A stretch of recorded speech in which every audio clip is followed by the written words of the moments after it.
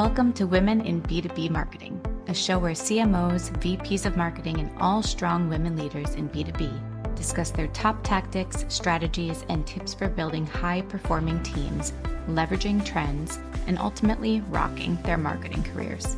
Made by and for women, insightful for all. I'm your host and 15-year B2B marketer, Jane Serra. Let's dive in. Hi, everybody. Thank you for joining us today. Sorry, my voice is a bit raspy, everyone, fighting a toddler cold here. But thank you for joining us on Women in B2B Marketing. Appreciate it as always. Today, we have another very special guest, the one, the only, Lashay Lewis. She is SaaS growth advisor to many companies now and content strategist. And now she has her own content consultancy, Authority Plug. So for anybody interested, reach out, LinkedIn, check it out. But Lashay, thank you so much for joining us today. Jane, thank you so much for having me. I'm so excited to do this with you today. Yay, let's dive in. We're going to get into all things content marketing, content strategy. If you don't follow Lashay yet on LinkedIn, I definitely recommend doing so. So many content tips I've learned personally already. And we're going to dive into a little bit behind the scenes as well in her career and how she got to where she is today. So excited to dive in.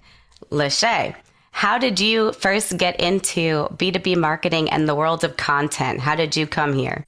Yeah, so we can take it all the way back to when I was 16. When I was 16, I started building these small affiliate websites, really Amazon websites. All my affiliate marketers know that back in the day, we used to take these properties and build them, and we would only maybe get like 2 to 3% commission on these sales. But yeah, that's where I first got my start in content and just understanding how to set up a website and just the psychology of selling and marketing.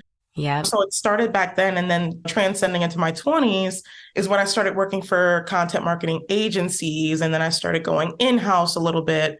So quite a few different things that I was able to do and a lot of experience I was able to gain. Fun fact, I used to actually hate SaaS.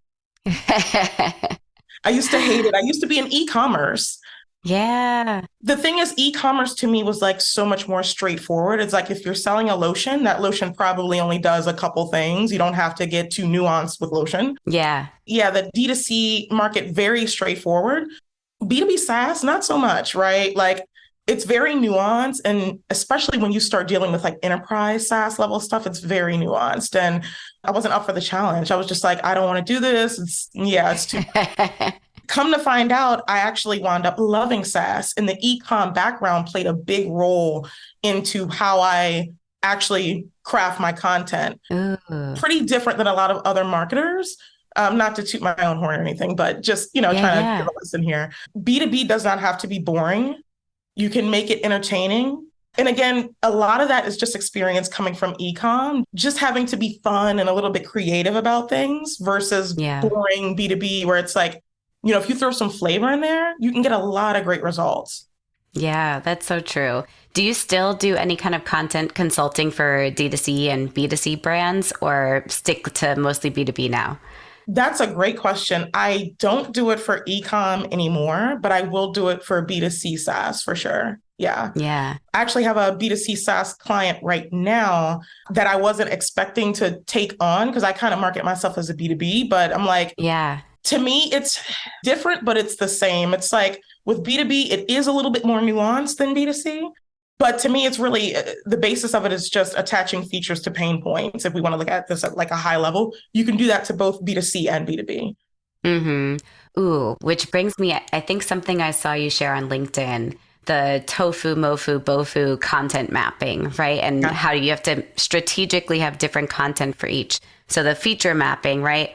That would be more in the BOFU, I imagine. Can you kind of break this down a little bit more for us? Absolutely. So top of funnel is more high level. You're talking to people that don't necessarily understand if they have a problem yet. They don't know how to put a name to that problem. Move down the funnel a little bit to middle funnel. The person is becoming a little bit more aware that they have a problem. Now they're looking for solutions, kind of like in the form of a question, not like straightforward solutions. Mm-hmm. So like, for example, a keyword would be like a middle of funnel type of term would be, how do I streamline my workflow They know the problem. They need to streamline their workflow, but they're asking it in a question sort of fashion. That's middle of funnel. Bottom of funnel, they're just like operation software. Like they're hyper aware, they're solution aware. They know the problem that they have, and they have an idea of how they want to fix that. It's your job to position yourself as the company that fixes that problem. That makes perfect sense. Do you have a kind of spread that you recommend for how much content is in each phase? That's another great question. Not necessarily, but I do have a methodology of starting at the bottom of the funnel instead of starting at the top, mainly because I've seen it so many times. In-house content marketers are like, oh, we've got this amount of traffic increases and so on and so forth, until the C-suite and the executive leadership is like, okay, how are your efforts making us money right now? Like, do you have a way to tie this back to revenue? And the answer that most content marketers have is no, because we don't know how to tie it back to revenue. And it's because the further you are up the funnel, the tougher it is to attribute content to revenue, because the buying cycle it's not linear, right? Yeah. Somebody may hit a blog post, and then they may listen to a podcast, and then they may see somebody else say something about you and then sign up for the product. Bottom of funnel is much more straightforward because that person has already been educated by your competitors. They've read your competitors' top of funnel articles and probably middle of funnel too.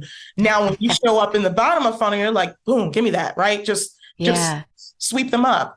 And I think that's why I love starting at the bottom of the funnel. Again, this ties back to my experience with affiliate websites and just going crazy with bottom of funnel content there and getting sales within like 2 weeks of starting the site. Wow. Conceptually, it's the same idea. It's just tactically different because we're dealing with, again, B2B SaaS, B2C SaaS. So yeah, it's just, I love starting bottom of the funnel. That's my jam.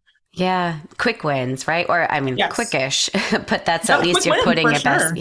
Yeah.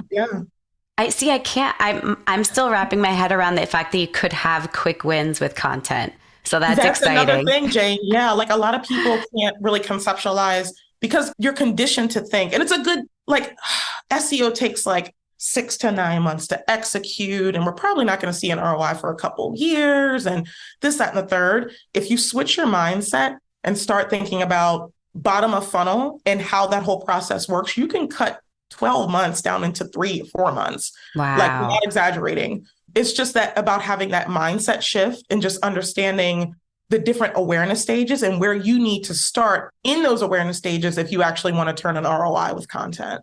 Yeah, that's so true. When you start a new relationship with a company and you're brought on as an advisor, what's the first thing you look at?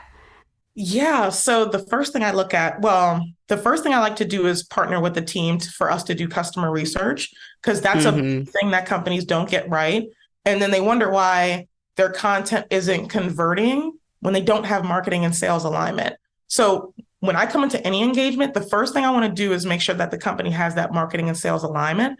So the bottom of funnel content we do put out is actually resonating with the ICP, right? So first thing we do is customer research. Second thing, from that customer research, I'll formulate a content strategy starting from the bottom of the funnel and working my way up. And then from there, it's literally just advising them on how to create product-led bottom of funnel content. Because here's the thing, it's like bottom of funnel content is written completely different than top of funnel and middle of funnel. Middle funnel is a little bit, well, I think we can dig into this, but you can actually make middle of funnel articles appear to be more bottom of funnel. You can actually convert people from the middle of funnel too. But yeah, just focusing on bottom of funnel, advising their team on how to create product-led content that actually matches features with customer pain points. Love that. Do you find that when you come on and do customer research, is it a little bit easier if you're conducting the research because you're seen as like a third party, so customers can be more honest with you than if they were being interviewed directly by their product or platform? That's a very interesting question. I think me being a third party helps. I'm not biased or anything. So it's like I'm looking at who your ICP is from the outside in, and then I'm helping you consolidate that information.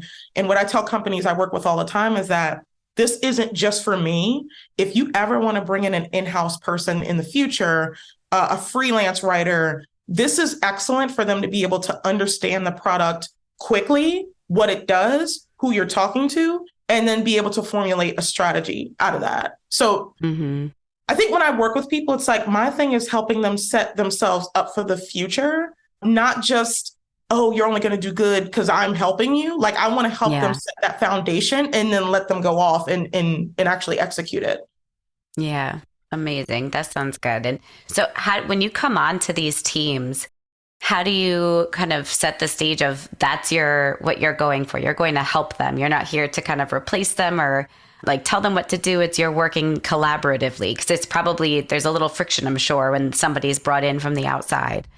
That's such a distinct and wonderful question. I know I've been saying this about every question you ask, but it really is, because it's like the strategy calls that I get on with the head of marketing and the VP of marketing and head of content. It's like, okay, we do want to bring somebody on, but we don't want them to think that you're replacing them or you're telling them what to do. And I let them know from the first call, even on LinkedIn in my sales post. Like I let people know, like I'm not coming in to tell your team what to do, where I'm partnering with your team and just teaching them. It's just purely education. It's not like, I'm trying to step on anybody's toes. Yeah. Which brings me back to another point, like soft skills in marketing is probably just as important as hard skills. Yeah. For different reasons, but they're both very, very important. I never want anybody to feel like I'm coming in and stepping on their toes. And a lot of people that reach out to me are actually peers, and they look at the LinkedIn content and they consume it and they understand my personality kind of before they even get on the phone with me. Yeah. But they want to confirm. They're just like, we just want to make sure, because we have someone in-house that's doing SEO. And it's not that they're not good. It's just that, they don't know how to tie the revenue to the content. And I'm like, I get it, right? It's like, strategy is a very specific skill, especially when we're talking about bottom of funnel. That's like a whole nother skill within a skill. So it's not even that your SEO person in-house is not capable. It's just that they need to be educated. And that's what I'm here for. Yeah. So you kind of come in as like a content coach. I never called it that, but essentially, you could call it that. It has a ring to it. Yeah, for sure. Yeah. Just the specifically like the bottom of funnel content coach. Yeah. I like that. Yeah. That could be your new podcast name, Lashay, if you go with one. We have to see. There you go. One thing I know, speaking of coaching, you've basically been coaching your LinkedIn audience because, again, you put out so many great resources. I think you've had definitely some frameworks you've shared. I saw recently an exercise just to get you through the motions and getting used to new processes in mapping content. What resources do you see blowing up right now and people are most reacting to? Resources. Yeah, that you've created. That I've created. Okay, I'm like resources in general. I'm like, a big question. No, but there's a gap. Yes, like people love visual frameworks. Like they love, because one thing I used to beat myself up about a lot earlier in my career was that I didn't catch on to things quickly. And it's because in content marketing, I guess naturally, a lot of the information that's given to us is text-based. It's not really visualized, right? So I learned later in my career, probably just like a year or two ago, that I'm a very visual learner. So I'm like, well, maybe if this helps me, it'll help other people out. So I've done like the bottom of funnel content exercises, use case templates, funnel mapping templates. I'm talking about paid ad templates, like any template you can think of as it relates to content strategy. I've probably done something around it, or I'll do something around it in the near future. And it's like just really leaning into my weaknesses. And I know that's different than what people usually say. They like lean into your strengths. But when you like lean into your weaknesses and understand what they are, you can create supplemental solutions to help other people with the same weakness, right? So, I mean, I know this is a whole nother conversation, but now we get into embracing and understanding those weaknesses, and don't be embarrassed by them. Like lean into it and create content that would help somebody else that's dealing with the same weakness that you're dealing with. I love that. I wrote that down as that's a really good mantra, right? Lean into your weaknesses. Yeah. It reminds me, I forget who coined this. It was probably Chris Walker or Dave Gerhardt. Who knows? one of those guys. But it was build out loud or something like that, where while you're learning or learn out loud, there's so many variations of it I've heard lately, but it's basically while you're learning, while you're building, you're sharing that on LinkedIn or wherever your audience is. And it helps you exactly do this, right? Lean into your weaknesses And you build this community because it's probably not just you that's feeling this way. And you can commiserate over that and learn together and share what's working for everybody. Yeah. And I think one of the best ways to learn is by doing. That's why Yeah. I'm starting to try to make my frameworks a little bit interactive because I want content marketers to learn by doing. I had the same problem all throughout my 20s. Like I would just consume a mass amount of information and then get Yeah. paralyzed by the information I was consuming and not do anything. Yeah. I want to empower content marketers to learn by doing. So learn a little bit, then you do a little bit, then you learn a little bit, then you do a little bit. And Yeah. that's what's been working really well for me. And I think that's why people gravitate to the content so much because it's just different. It's like you don't have many people talking about bottom of funnel content in general. But now to break out a subsection of that, you don't have people building visual frameworks about how to put it together. Yeah. So I think that's a big differentiator for sure. I love that. It sounds like you have the makings of a workshop and/or a course coming up in the near future, right? These are like the baseline foundations for that. Jane, I don't know. I've been going with the flow. I've just been like, okay, Yeah. what do people want? Do they like this thing? And I did one visual. My first ever visual was just to kind of explain what I do for SaaS companies. And that one blew up. Blew up for me was 42 likes and like 20 comments. Yeah. Versus having 3 likes and 4 likes per post. I'm like, okay, we're going with the visual thing. Yeah. And then from there, my audience just kind of blew from there. And I'm so grateful to been, have able to help so many content marketers conceptualize and understand advanced content marketing. My goal is to like not seem super smart, but to really simplify advanced content marketing. Like that's my goal. I love that. I want to get back to the lean into your weaknesses. How did you embrace that and realize, like, have that light bulb moment that that's what you need to do and that's okay? And how did you kind of get the courage to do that? Because I feel like so often, I don't know if this is a female thing or not, but probably because imposter syndrome largely skews female, unfortunately. But I wonder if there's just always, you never want to be the one to ask the dumb question, right? Although people are trying to break through that narrative. But how do you kind of get through those thoughts and fears in your head to put yourself out there and be like, this is something I'm working through. This is something I'm not great at. So I'm doing this to solve that. Like, how did you do that? Yeah. So a lot of this is more mental than anything. Yeah. Like I had to get over myself. I had to imposter syndrome. And I'm so glad you brought this up, Jane. Like imposter syndrome held me back for maybe like 10 years. And then when people are like, oh my God, like, how do you know so much stuff? Like, how are you? I'm like, I've got 13 years of knowledge hoarded up in my head right now that I'm just like releasing out every day. Yeah. And I think the reason, and again, with like dealing with like anxiety and things like that, it's like, I was terrified, so terrified that I had to just do the LinkedIn thing. Like I was terrified about what to put up. I didn't know what people wanted to see. What if I didn't put a comma in the right place? Like, what if I didn't do this right or spell that right? The judgment. Yes, I was terrified. So terrified that if I didn't do it, I probably was going to have a panic attack. So I just like started putting the content out. And one thing, now that you've brought this up to me, I'm thinking through it.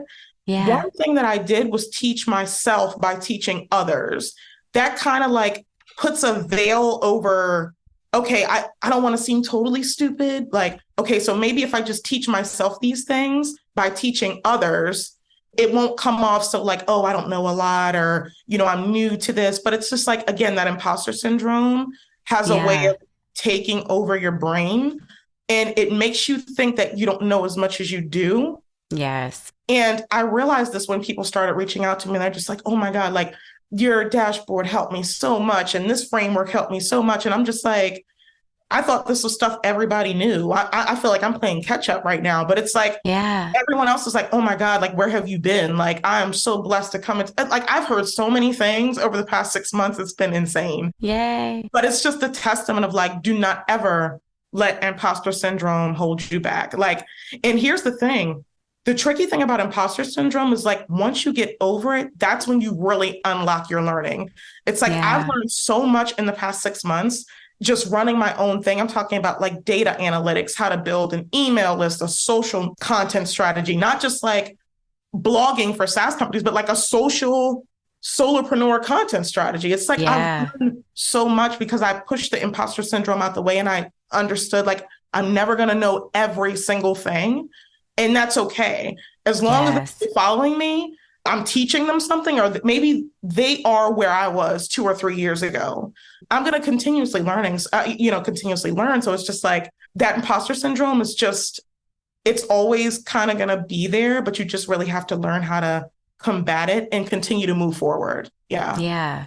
Just do it, right? Do it. 'Cause- Like, and again, like learn and then teach and then learn and then teach. But with me, it's a little bit different because it's like, I've known this stuff for so long. yeah. And now I'm just spewing it out, Yeah. which reminds me to let everybody know, like, you have knowledge in your brain that people would pay for. I didn't believe that. And now everything is impossible until you do it, right? Like, Yeah. That's so true. I mean, there's always, when you first get started putting yourself out there, like even starting this podcast, right? For me was like, who am I to start a podcast? But then I just did it and stopped thinking and just got it out there. And it's been so amazing to see it grow. So you just have to, like, I still have these fears. Like when I post anything on LinkedIn, I'm like, who am I to have an opinion on this? Like, I'm not the expert in XYZ. And I always question that. But then there's other people that are posting and sharing theirs. And I'm like, this is genius. This is such a good perspective. Like, I never think, who is this person? I never think that about anyone else when I'm reading their stuff. But I feel that about myself. So it's interesting. We're our own worst critics, right? Always. Yes, always. Nobody, I promise you, nobody cares that much. Yeah. Even if you put the same content up twice, maybe if you change just a few elements of it, because I put some of the same visuals up twice, but I'll use a different company as the example. Yeah. You don't know which piece of content is going to resonate with who. That's why you need to keep putting it out. Somebody may have seen something 6 times, but it's on the 7th time that they're like, I get it. Oh, that makes so much sense. And it's like, that's why you have to keep publishing and you have to keep learning and just be gentle on yourself and understand that you're never going to know it all. As long as you know more than a subset of people, you'll be able to make some money. That's so true. Yeah. Good reminders for everybody. I'm going to replay this episode for myself in the mornings. Lashay, also, can we get into, we know this economy, I feel like I say this on each episode lately, but it's interesting to get different perspectives on it. But with this economy, everybody, especially in the SaaS world, the B2B space, most industries are struggling right now, right? Yeah. What do you see changing in the content world? Like what's working right now with the clients that you're working with?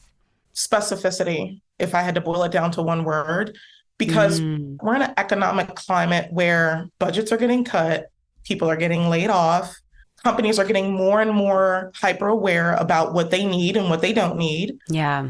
So that means you need to get more hyper aware about what they need and what they don't need. And then you need to properly position that in your content to tackle their most like 3 to 5 pressing pain points. Like the fluff is not going to work here, especially again, in the social economic environment that we're in. You've really got to get down to the root of what people are struggling with and communicate that right away. I think if companies made that transition into doing that and turning their blog into a big piece of sales enablement content, it's like they would see great results. But again, it's just about specificity. It's about cutting out the fluff, getting down to the pressing pain points, and then just positioning your product as being the solution to those pressing pains, the pains where even in an economic crisis that we're in, they would still say, we still need this thing. Like, okay, maybe we'll cut budgets for this software and that, but we need this thing right here. That's the power of like specificity and strong content. Yeah. Mm-hmm. Interesting. And where does SEO come into play in your content strategy? SEO is how the content gets seen. Storytelling is how it converts. So what you need to do is find that balance between SEO and storytelling. A lot of the time I see companies have either too much of one or too much of the other. Yeah. So maybe they have a journalist on the team and that journalist comes from a creative background. They come up with amazing titles and the article just sucks you in and the case studies are amazing, but nobody finds it because it's not optimized. Then you've got the SEO specialists on the other hand that are just 100% purely SEO, don't care what is being said in the article as long as it ranks on Google and it doesn't convert once it's ranked. Like you have to find that middle ground between SEO and storytelling. That's what's going to unlock it for you.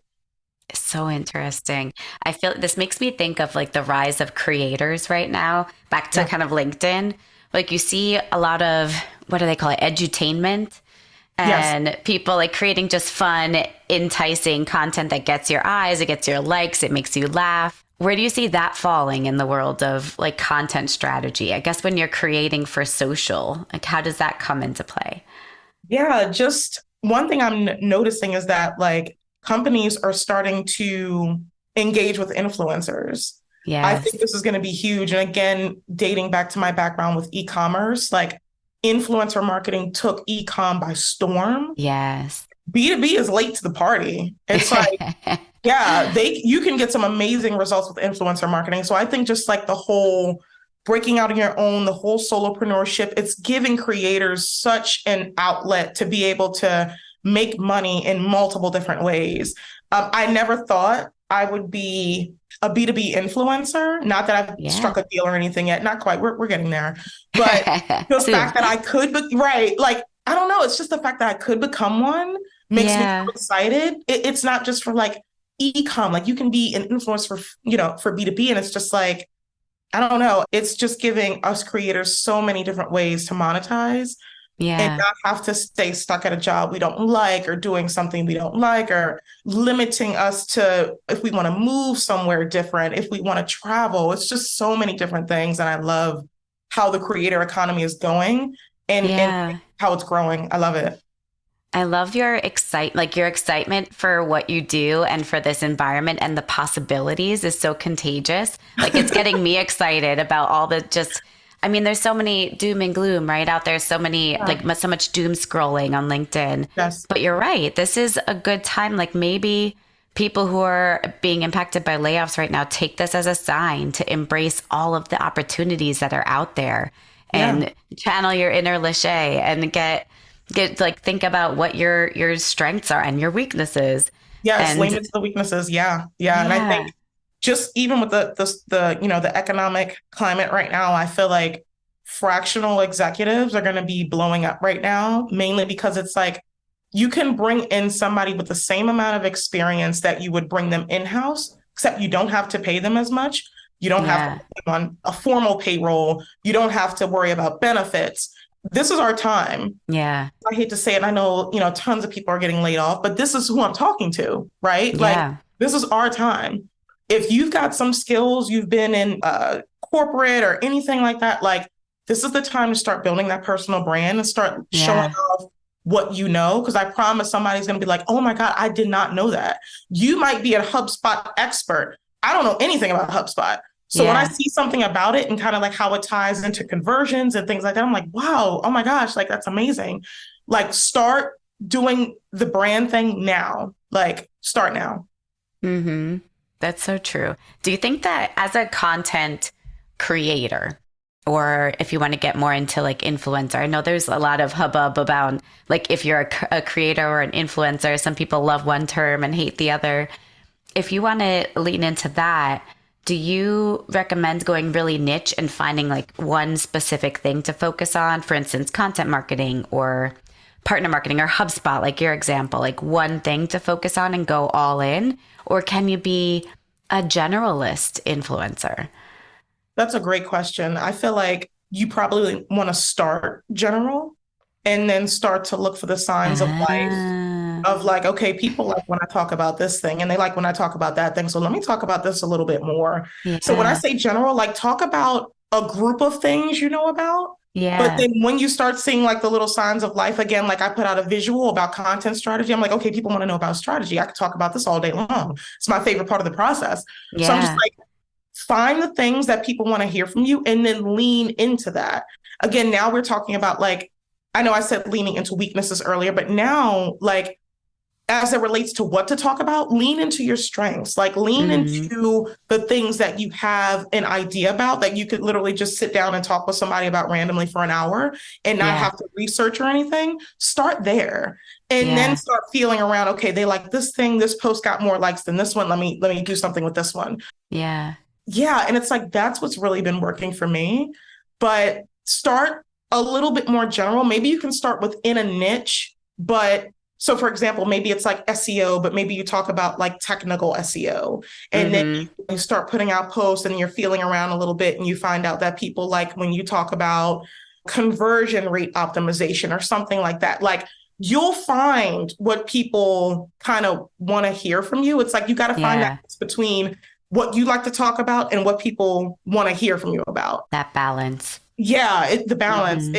It takes a little bit, but if you're consistent, you're going to start to see that, okay, this post got more likes than this one. Let me lean here a little bit. Yeah, it's all about testing. It's all about trial and error. Don't be afraid to fall on your face. It's okay. People don't care.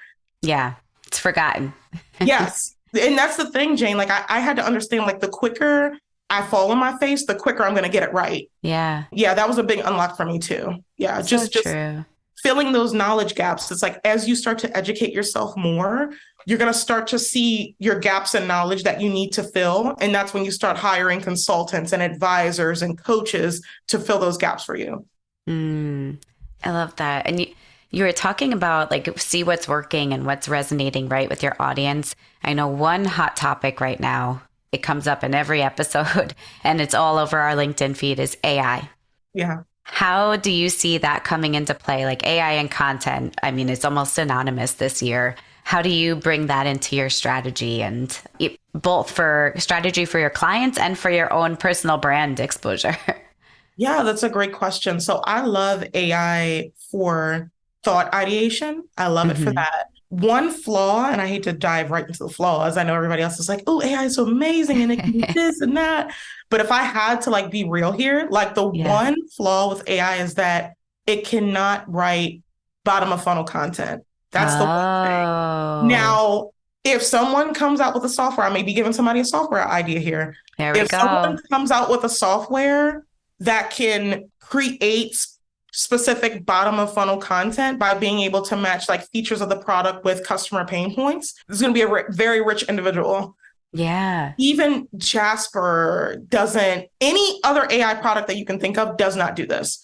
So it's like, I can't use it in that fashion as it relates to like me working with consulting clients, so on and so forth. I don't use it in that fashion, but when it comes to like coming up with a hook, a catchy title, oh, it's amazing for that type of thing. You can get 20 title ideas in literally 10 seconds. Yeah. And then you take it and you mix it up and kind of throw a keyword in it and so on and so forth. But as it relates to like having the AI drive the strategy for the company, again, if it's a company that wants to focus more on brand awareness, high level, top of funnel type, that may be excellent for them. But the companies that work with me want to get an ROI from their content marketing as soon as possible. I don't really use it too much in that strategy piece of it. But as far as like coming up with a title, maybe like a meta description, and it's excellent for that. Yeah. Yeah. Are there any other trends that you see coming about or things that you think will change in the next few years with content marketing, with all of these new things coming to light, especially AI? Yeah. And it's kind of unfortunate, but a lot of writers, if they don't like start increasing their skill, AI is going to take over their job. And the reason I say that, so let me give people a direct example of what I mean here. It's like, so if you're still writing articles, and I'm not calling anybody out, if the shoe fits, like, listen to me. If you're still writing articles and you're pulling results from the top 10 in Google and you're compiling that, calling that an article, tell me what's stopping AI from taking over your job. AI can do the same thing that you can do and can probably write a better piece in literally, I don't even know. I don't want to sound stupid here with like, but maybe like a fourth of the time. Like, I don't even know. Like, that's what I'm saying. I don't want to sound stupid, but it's like much quicker than you can, right? Like literally within a couple minutes. Maybe it goes through some edits, maybe nothing too heavy. Again, it's high level, top of funnel stuff. But what's stopping AI from taking your job? Versus if you position yourself as a content writer that is able to make an ROI from content, if you position yourself as the person that's guiding the strategy, because the AI can do sort of like the work, but even if a company is using AI, they still need a person behind that AI to make the AI effective for them. AI is not to a point where we just press a button and it, boom, creates this whole thing for us. Somebody needs a professional running that AI. So Yeah. I would say like really start to, if you are one of those writers that, is still kind of like gathering information from the top 10 search results, like just start to understand a little bit deeper about the concept of content strategy and Mm-hmm. understand like getting your results from the top 10 of Google is not you creating your own article. It's you regurgitating everything else that everybody else is saying. There's nothing different about your content. Mm-hmm.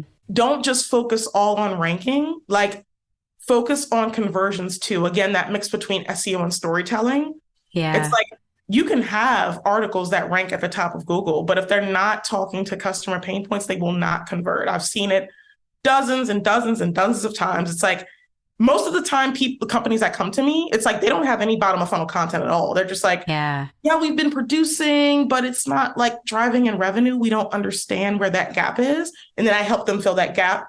But even with companies that do have bottom of funnel content that still doesn't convert because it's not talking to the customer, it's not talking to their pain points. So Yeah.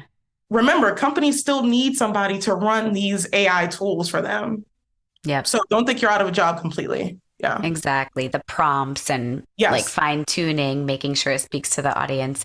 But it Yes. sounds like from what you're saying, BOFU content is the way for everyone, right? For all content marketers listening, BOFU content for the win for results for you at your job Yes. and to differentiate you from AI, like to do what AI cannot do beyond just QA and fine tuning, right? Yes. That really 100%. quality content. Yes. Interesting. Are there specific metrics that you track with your clients to really show that ROI and like get content marketing synonymous with a revenue driver? Yes. So I like to use Looker Studio specifically Mm-hmm. because I like how, the customizations that you can build out. But what I do is for each one of my clients, like we'll go into Google Analytics and I will help them set up tracking where it's like we can track leads down to the article.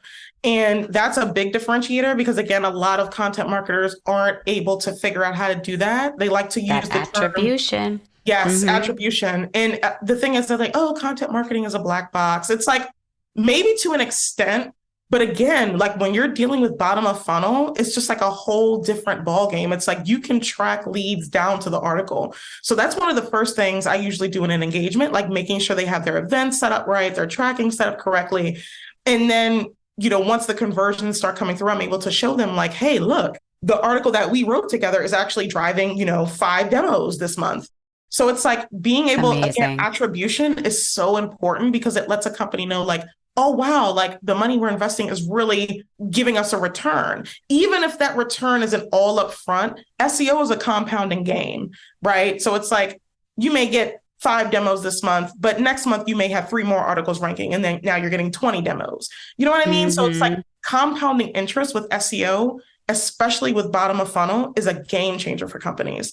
Now, I know we haven't dug into this kind of, but middle of funnel can be conversion drivers as well.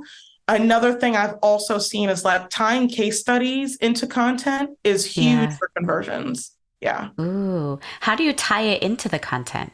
Again, that mix between SEO and storytelling. So, like, for Yeah. example, if you have like a sales enablement software, just coming up on the fly with the title, maybe the title would be like best sales enablement software, how we took this company from X to Y in this amount of time, right? Tying in a case study into the keyword and then Yeah. positioning the article to like talk about the case study and still touch on the customer pain points. But here's the cool thing.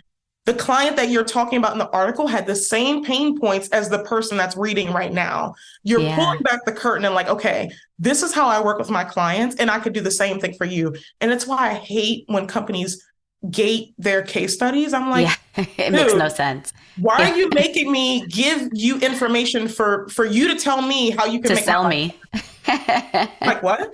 Like, and that's why I Agreed. tell companies all the time, like, ungate the case studies. Like, I understand gating some content, obviously. Like, I have a dashboard that's gated. But when it comes to case studies, you should be wanting to share that with the world. Like, don't gate case studies. Single biggest takeaway from this podcast, stop gating case studies. I love Seriously. it. Yes, I 100% agree. That's one of the first things I did when I came to my current position. Yes. So funny. Well, I know we talked about this a little bit before we turned the mics on, but I want to go back into behind the scenes, Lashay. Sure. Can you talk me through one of your biggest career hurdles that you've overcome? Yeah, I feel like one of them was getting into SaaS. Again, I used to hate SaaS and I was like, Yeah. but and I'm going to be like really real with everybody right now. I'm like, there's so much money here. Like, if I just was able to get my little slice of this pie, I Yeah. would be good. So I started thinking about that. I'm like, okay, I know strategy already. So let me just dive into SaaS. And it was like, I wanted to work for this agency really, really bad. I won't say the name, but I Yeah. wanted to work with them really bad and was like, while I did have the founder mentor me, oh my God, he was amazing. I didn't make the cut to work for the agency. And it's like that night, like I literally knelt down by my bedside and cried because I was so upset that I did not get to Yeah. work with this agency. And it was like, that was a tough blow for me. And then to give you guys even more tea on top of that, one of the agencies I was working for before this, I found out the boss was like bad talking me to other people that were on our team. It was a small team. It was like 6 people.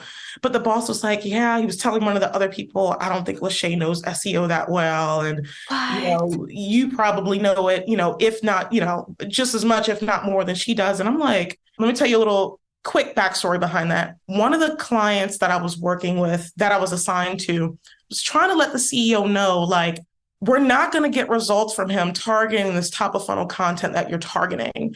We Yeah. need to be doing bottom of funnel stuff to bring him in leads, because as the months went on, the client started to want to know, okay, we're creating content. I see traffic increases in the reporting, but where's like, can we tie this to inbound leads? Can we tie this to revenue?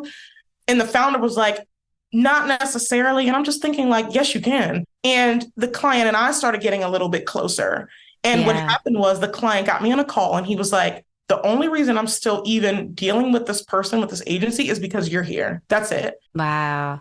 Come to find out, the founder had pretty much tanked his money in, I can't think of the word right now, crypto. That's the word. Oh no.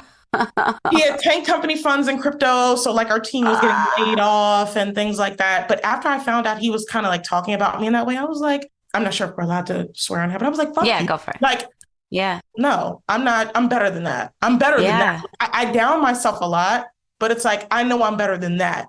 And from that point on, something switched in my brain. And I was just like, watch this. From there, I don't know. It was just like I had to, again, I had to like get over myself. And then, right after that whole ordeal Yeah. was when like I didn't get the work for the agency I wanted. And I was like, oh my God. And then, Yeah. I went back to the 9 to 5. And this is another lesson for anybody. Don't think that going back to a 9 to 5 is you regressing. Progression looks different on everybody. If it was not Yes. for me going back to a 9 to 5 where I get to practice my SEO skills on a daily basis, I would not be here right now. So if you're in a position where you feel like, oh my God, just like me, like I was a freelancer at first and then having to wind up go back to 9 to 5 to get that stability. Don't be ashamed about that. Don't be embarrassed about that. Again, progression looks different on everybody. And again, just to get a little bit deeper, all throughout my 20s, I would watch people I went to school with doing cool things and they're going on Yeah. vacations and they're working their 9 to 5s. And I'm just like, why am I even doing this entrepreneurial shit? Like I'm falling Yeah. behind everybody else versus this year, I've catapulted above everybody. You know what I mean? Because I decided, Love to see it. because I decided just to stick with it a little bit longer. Yeah. Yeah. So just, I know I got on a little bit of a tangent there, but that's a touchy subject for me, especially Yeah. with career hurdles, because I know people are probably going through it right now. And, just to be able to talk to those people is very, very important to me. So yes, like Yeah. I've had some crazy hurdles and all of this happened within the like past 2 to 3 years. This isn't Yes. 5, 6 years ago. This is in the past 2 to 3 years, all this has happened. Yeah. So even in those really bad moments, it's like, take some time back, get your mental together. Because getting my mental together, my mental health was like the unlock Yes. everything. Yes. So take that time for yourself and understand, and it's okay if you have to go back to a 9 to 5. Just have some parameters in place that you want. Like if you want it to be remote, if you want it to be autonomous, like have those things in your mind as you're searching, but don't ever be afraid to take that lateral step so you can step Yeah. up in the future. Yeah. So true. It can just be part of your story. It's not a setback. Yes. It's just the next step in your story. Yes. Yes. I love that. And I love that you were able to take kind of criticism or someone trying to put you down, right? And you respond in like a, I'm going to show you kind of way. I love when people can do that. For me personally, when I get negativity, it hits me down and I don't get that fight back. I'm like, I just get down. So I need to channel that and turn it around into like, okay, watch me. Yeah. And you know what, Jane? Like, I got tired of, quite frankly, like, I got sorry of feeling sorry for myself. Like, I got Yeah. tired of being depressed. I'm like, okay, like, I'm not dealing with this depression shit anymore. Like, I'm done with it. Hmm. And then Yeah. at that moment, I was like, the skin literally became like Teflon. It was like everything was Yeah. rolling off. And it was like, before I hit this season that I'm in right now of like growth, I was in a deep season of refinement, Yeah. just constantly having my skills critiqued and looked upon and being denied opportunities. And what's so funny is that people that denied me these opportunities, no shade to them, right? But people Yeah. that denied me these opportunities are following me on LinkedIn now. Like, they're commenting on stuff, they're liking stuff. They see me on some of the biggest podcasts in the space, including this one. So Yeah. it's just like, Aw. just that feeling. And I know I might have some people that's like, oh, well, you shouldn't do it for other people. I'm doing it for For me, you. Yeah. but this is just like icing on the Cherry cake. on top. Yeah. Yes. Watching those people that denied you opportunities like start to come around and be like, ooh, like, and then even one of the jobs that I applied for a year and a half ago came back to Yeah. me last week and was like, we have this position open and we would love, and I'm like, I would love to, but I can't do it. Right. Like, my Yeah. time Too is worth so busy. much. Too busy. I'm too busy. So just if you're in that season of refinement right now and you're just like, everybody's telling me no and my work isn't good and this and that, keep going. Like, you're Yeah. gonna, this is building you up for something so much bigger than you could have ever imagined. Like, keep going. Yeah. I love that. I love your story. It's so motivating. And thank you for sharing with us just your whole journey from back in the day and the e-com and starting those affiliate sites. And then just more recently, like you found your groove and we're still beaten down, but now you rose above that and you like channeled it into just getting better and better and better. And now you're just flying. So it's so great to see that hard work and persistence, right, just Yeah. pays off. Yeah. And I know it's very cliche, like, oh, hard work pays off, but just again, like, getting your mental health together is one Yeah. of the unlocks. Like, deal with that first. So, like, if you need a break, take that break. That Yeah. was one of the things I didn't do in my 20s. Like, I would just chain myself in front of the computer and thinking that's the way to force myself to come up with ideas. That's not the Yeah. way to do it. Getting outside in nature, getting fresh Yes. air, going to the gym, like, that's what really gets the brain running to come up Yeah. with the $1 million ideas, the $100,000 ideas. So Yes. don't make the same mistake I make being caught up in hustle culture. Yeah. It's very toxic culture. And I know this is a whole nother tangent. I'm so sorry. No, I Um, love it. but when I hear about mental health, like, I feel compelled to talk about it. Yeah. A second company that I want to build is specifically around the mental health of entrepreneurs, because we have people force feeding us strategy every day. It's like, oh, this marketing thing and that Yes. marketing thing, when the real unlock is in your brain, in your mental health. That's the real unlock. So yeah, something for the future. Just want to be able to start a company for mental health for entrepreneurs specifically and the things that we go through. Yeah. So true. I feel like when we were growing up, we were just always told if you want to be an entrepreneur, if you want to succeed in your career, you need to work days and nights. I mean, Shark Tank still tells us this, right? It's like you need Yeah. to hustle, you can't sleep, you have to quit your job and you have to invest all of your time and all blood, sweat, tears.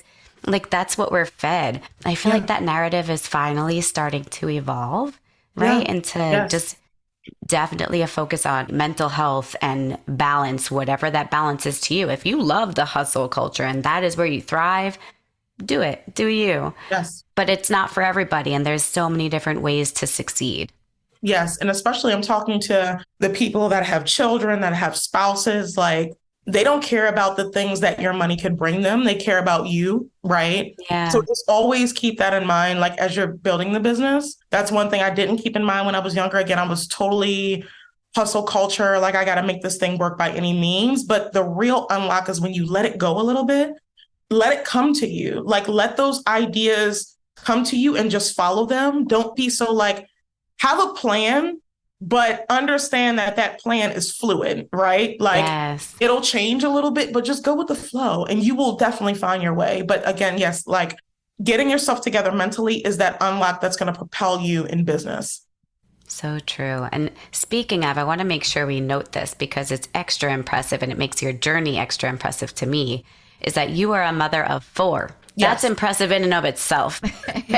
As a mother of one, it's a lot. So four, Yeah. I cannot imagine bowing to you. How do you make everything work? I mean, your personal life, your mom life, I mean, I don't want to call it hustle life because hustle now is so negative, but your just thriving career. How do you make it all work together? Yeah, I think one of the biggest things is the partnership that I have. Like, my husband is so critical to being able to allow me the time to be able to do podcasts and do my social strategies and do strategy calls and consulting. And it's really just, and I'm talking to my married folks out there, it's like a partnership. Having Yeah. someone that understands entrepreneurship and the sacrifice that comes with that is so important, and it makes the journey so much easier.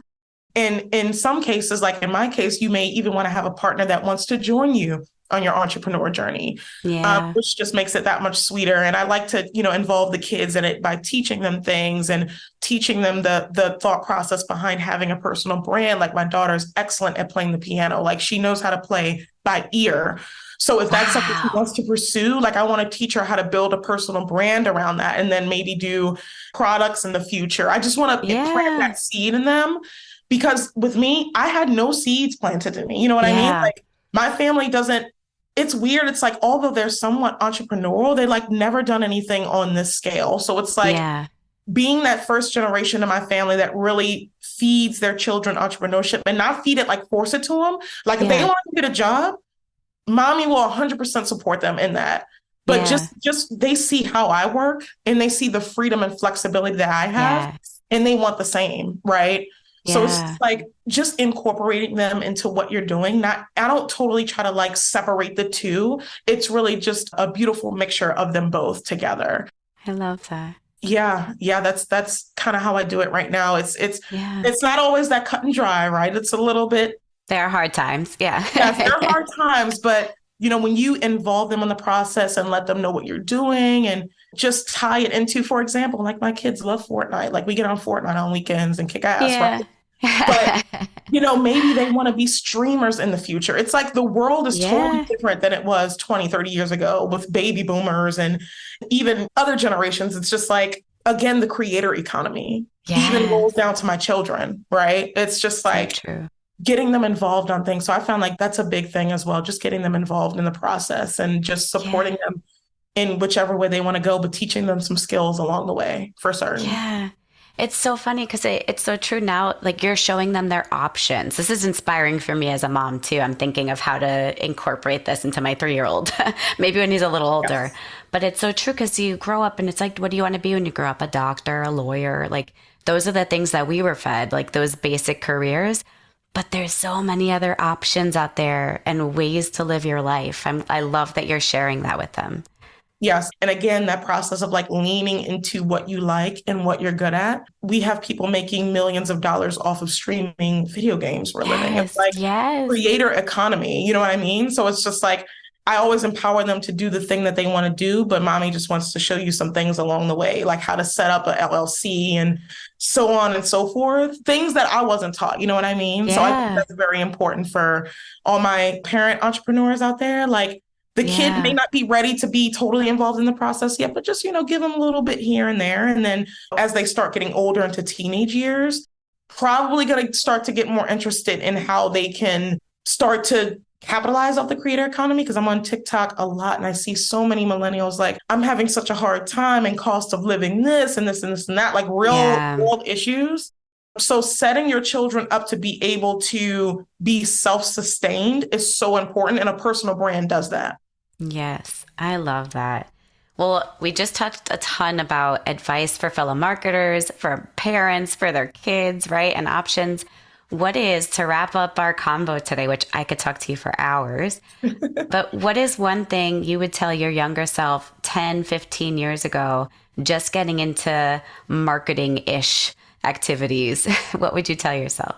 Yeah, so I have quite a few things I would tell myself, but if I had to like really boil it down to something that would be very, I don't want to say like influential, is it the word? Just very impactful. That's the word. Yeah. Impactful on me is that you have to slow down to speed up. All Mm, throughout my 20s, I was trying to shortcut the process, learning a shit ton in the process, right? But yeah. I was trying to shortcut the process. I'm like, okay, so maybe if I do this thing to make money, maybe that'll be quicker. And maybe if I do Yeah. that thing to get money for this thing, I can do this. Stop trying to shortcut the process, like go Yeah. through the motions. Business is very up and down. It has ebbs and flows. Go through it, experience it. I like to describe it as a rainy day. It's like, yes, it's raining outside, but we know that rain is going to pass eventually and the sun is going to come back out. So just Yes. go through those emotions, slow down to speed up. You're going to get to where you want to get to. It's totally okay. Like take this time to learn and execute. Again, learn and do and learn and do. Yeah. And you're going to build up so much knowledge that people are going to want to pay you thousands of dollars for your knowledge. Just keep going. It's okay. That's what I would tell Yeah. myself. I love that. Thank you, Lashay. We learned and talked through so much more than I expected on this episode. So I Same, really yes. appreciate it. But I I love it. appreciate you being so vulnerable and sharing your stories and just I got goosebumps, I gotta say, at least like 5 times through the call, which is always a good sign of a raw conversation. So I appreciate you. Thank you for joining. Thank you so much, Jane, for having me. Yeah, and thanks everybody for listening. If you love the episode, please rate, review, share with a friend, and we'll see you next time. Thank you, everybody.